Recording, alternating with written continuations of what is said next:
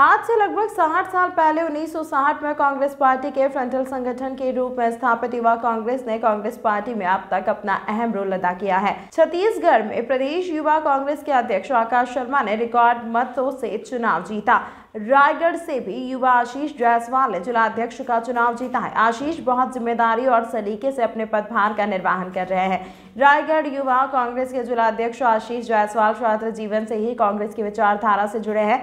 NSUI की राजनीति से अपनी राजनीतिक यात्रा शुरू करने वाले ने आशीष पिछले दिनों ही जिला युवा कांग्रेस के जिलाध्यक्ष का पदभार ग्रहण किया है। शांत, सरल और मधुर भाषी आशीष ने अपने अभी तक के अनुभवों का लाभ उठाते हुए हजारों युवाओं को कांग्रेस से जोड़ दिया।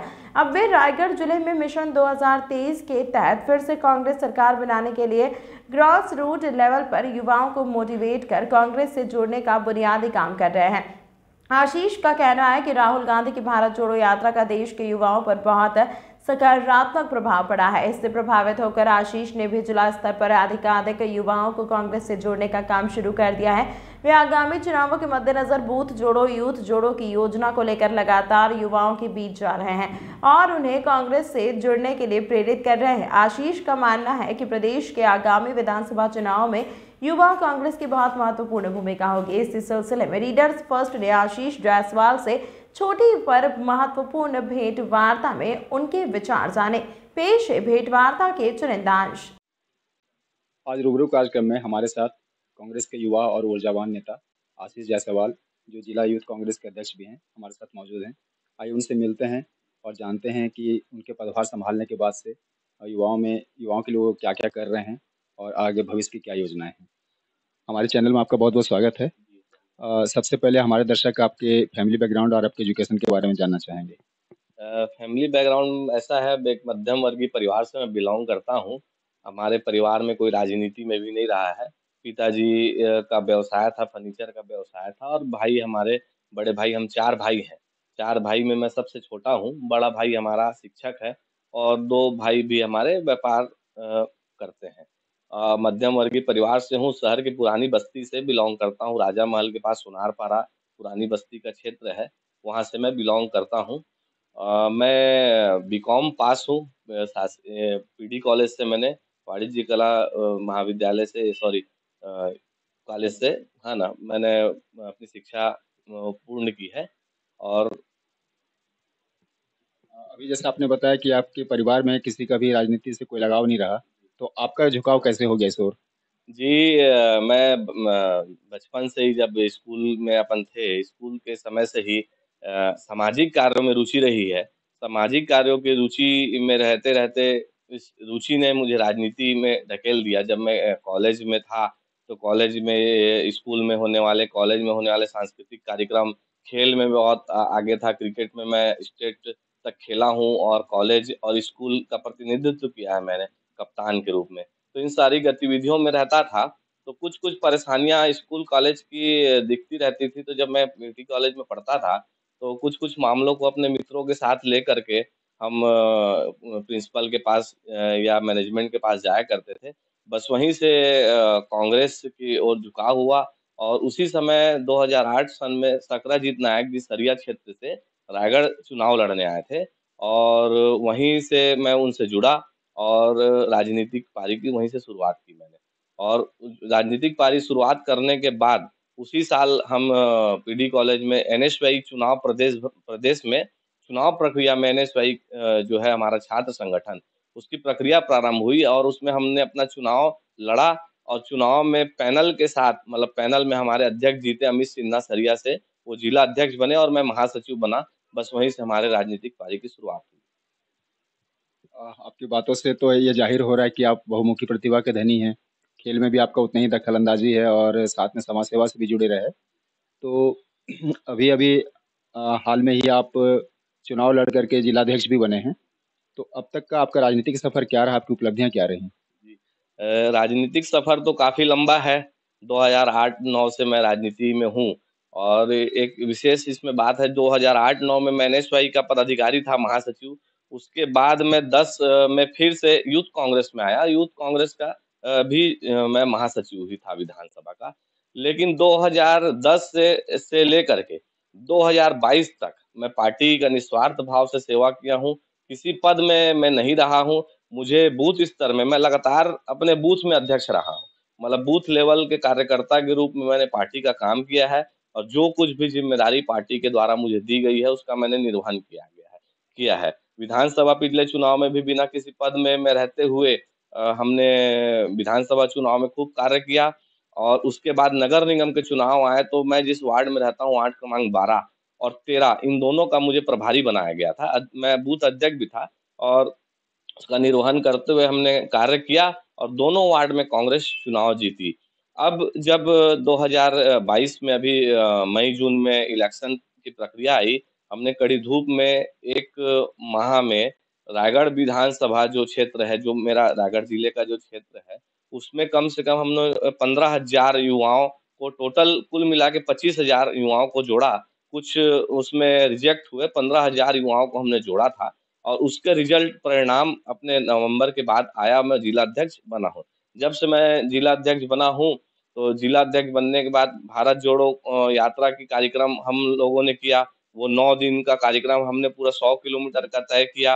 रायगढ़ क्षेत्र के हर जगह सरिया, पुसौर, पूर्वांचल, रायगढ़ के विभिन्न क्षेत्र ज़ोन में हमने भारत जोड़ो यात्रा किया और एक दिन आपकी जानकारी में भी हो कि मशाल यात्रा के रूप में एक बड़ा यात्रा हमने किया था। उसके बाद लगातार जो पार्टी से ऊपर से जो हमें संदेश आ रहे हैं, वो कार्य हम कर रहे हैं, पुतला दहन का कार्य हो या विपक्ष में सवाल पूछना हो। अभी मैंने कुछ दिन पहले सांसद महोदया से पत्र के माध्यम से एक जवाब माँगा है, आरक्षण नीति को लेके कि वो मोदी जी से बात करें और कहें कि राज्यपाल महोदया से कहें कि वो ये दुर्भावनापूर्ण गतिविधि क्यों अपना रही हैं, जबकि सदन में भाजपा, कांग्रेस सभी के सहमति से जो बिना किसी विरोध के बिल पास हुआ है, उसे बेवजह उन्होंने रोक के रखा है और उस तारतम्य में हमने सांसद महोदया से पत्र लिख के मैंने 25 जनवरी को पत्र लिख के समय भी माँगा है कि रायगढ़ के सैकड़ों युवा आपसे मिल के इस विषय में बात करना चाहते हैं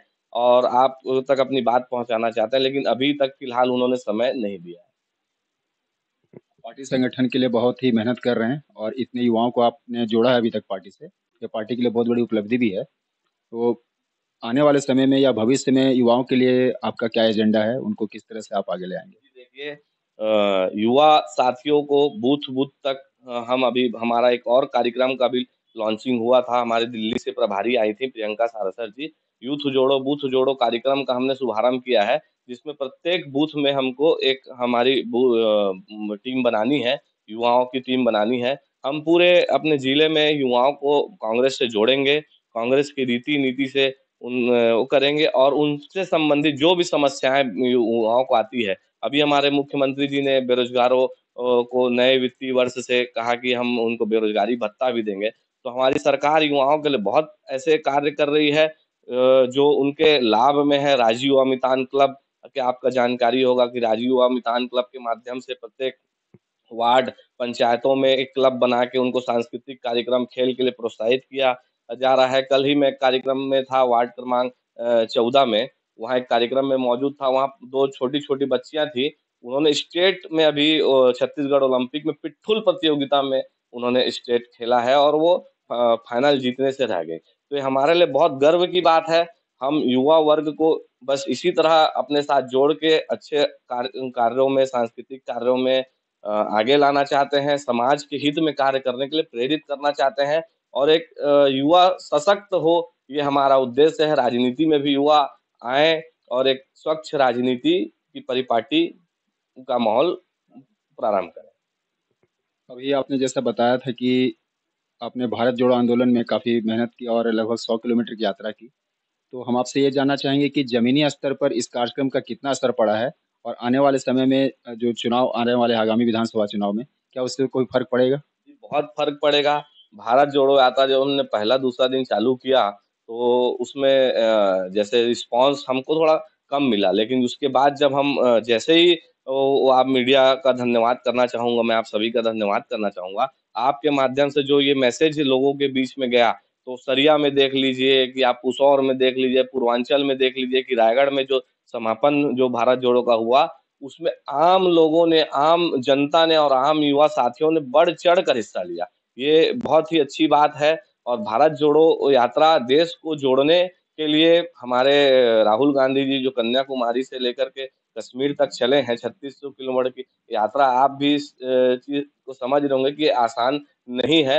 ये कोई पार्टी या किसी उसका एजेंडा नहीं है कि हम कांग्रेस के लिए कर रहे हैं। जो देश में अभी नफ़रत का माहौल जो फैला हुआ है, जो लोगों के मानसिकता में धर्म की राजनीति को ठूँसा जा रहा है, भरा जा रहा है और उनको बरगलाया जा रहा है, हम उस भ्रांति को खत्म करना चाहते हैं और लोगों के बीच जाके और इसका बहुत अच्छा हमको रिस्पॉन्स भी मिल रहा है। अब हम आए थोड़ा अपने जिले पे और प्रदेश पे। विपक्ष का आरोप है कि प्रदेश की कांग्रेस सरकार ना तो जिले का ना ही प्रदेश का विकास कर पा रही है। उन्होंने जो जन घोषणा पत्र अपना तैयार किया था, उसकी बिंदुओं के हिसाब से कोई भी विकास का काम नहीं हो पाया अभी तक। तो इस आरोप में कितनी सच्चाई है और इसमें क्या सफाई देना चाहेंगे? देखिए, इस आरोप में कोई भी सच्चाई नहीं है। लगातार घोषणा पत्र से संबंधित कार्य पूरे किए जा रहे हैं। देखिए, जैसे अभी मैंने बताया, अभी 26 जनवरी में मुख्यमंत्री जी ने घोषणा किया है बेरोज़गारी भत्ता बेरोज़गारों को दिया जाएगा। मामला ये है कि छत्तीसगढ़ हो या पूरा देश हो, 2 साल, 1.5 साल जो कोरोना में जो प्रभावित हुआ, उसकी रीति-नीति बनाने में बहुत सारे डिस्टर्बेंस आए। आप शहर की बात करें, जिले की बात करें, ऐसे-ऐसे छत्तीसगढ़ की योजना है, आत्मानंद स्कूल है, गरीब के बच्चे इंग्लिश मीडियम स्कूल में पढ़ रहे हैं, फर्राटेदार इंग्लिश बोल रहे हैं, गरीब परिवार के बच्चे और किसान किसान खुश है हमारे यहाँ। जो मैंने मुख्यमंत्री जी को सुना था और एक आंकड़ा उन्होंने प्रस्तुत किया था कि इससे पहले इस सरकार से पहले 14 लाख किसान हुआ करते थे। 14 लाख किसान हुआ करते थे, आज किसानों की संख्या रजिस्टर्ड किसानों की संख्या 21 लाख है। मतलब आप सोच लीजिए 3 से 4 साल के इस पीरियड में 6 लाख किसानों की संख्या बढ़ना। इसमें सिर्फ़ ये हम ये नहीं सोचते कि किसान उन्नत हो रहे हैं। अगर किसानों के पास पैसा आ रहा है या मार्केट में पैसा कैसे आता है, मार्केट में रोज़गार कैसे मिलता है? उनके पास पैसा आ रहा है, किसान के पास पैसा आ रहा है, किसानी बढ़ रही है तो पैसा कहीं न कहीं और किसी चीज़ में जा रहा है ना।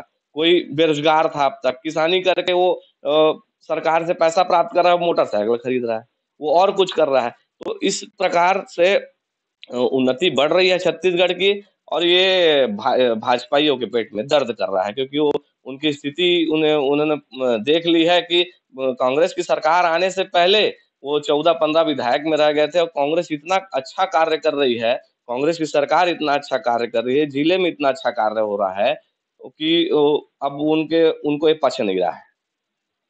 क्या कांग्रेस या आप इस बात से श्योर हैं कि आने वाले आगामी विधानसभा चुनाव में कांग्रेस की जीत फिर से होगी? बिल्कुल, बिल्कुल होगी। कांग्रेस निश्चित तौर पे जीतेगी। जो हर वर्ग का जो हमारे मुख्यमंत्री जी ने और छत्तीसगढ़ सरकार ने ख़्याल रखा है, तो ये हमारे लिए बहुत ही अच्छी बात है और हम जब किसी लोगों के बीच में हम जाते हैं, तो हमारे पास बात करने के लिए, बताने के लिए है कि हमारी सरकार ने हमारे लिए क्या किया। पूरे सरकार से सभी वर्ग खुश हैं, संतुष्ट हैं और निश्चित तौर पे सरकार फिर से पुनः वापस लौटेगी। युवा कांग्रेस के जिलाध्यक्ष होने के नाते अंत में मैं आपसे जानना चाहूँगा कि जो युवाओं के लिए क्या संदेश है? युवाओं के लिए यही संदेश है कि मतलब सामाजिक कार्य में आगे आएँ। आज युवा निश्चित तौर पे किसी न किसी मामले में भटकते जा रहे हैं। किसी उनको धर्म के नाम पे भटकाया जा रहा है या किसी और नाम पे भटका के अपने साथ जोड़ने का प्रयास किया जा रहा है। ये सोशल मीडिया के माध्यम से या मोबाइल के माध्यम से। तो युवाओं से मेरा निवेदन है अच्छी शिक्षा पे ध्यान दें, खेल-कूद पे ध्यान दें, सांस्कृतिक कार्यक्रम पे ध्यान दें और अपने जीवन में सामाजिक कार्यों को अपने जीवन में स्थान देते हुए सामाजिक तौर तरीके से जीवन को जिएँ, उनकी उन्नति एकदम निश्चित तौर पर सफलता की ओर बढ़ेगी। ये थे युवा कांग्रेस के जिलाध्यक्ष आशीष जायसवाल। इन्होंने बहुत बेबाकी से अपने हमारे सवालों के जवाब दिए और युवाओं को लेकर उन्होंने अच्छा संदेश दिया है। आशीष जी, हमारे चैनल को समय देने के लिए बहुत-बहुत धन्यवाद आपका। Thank you very much.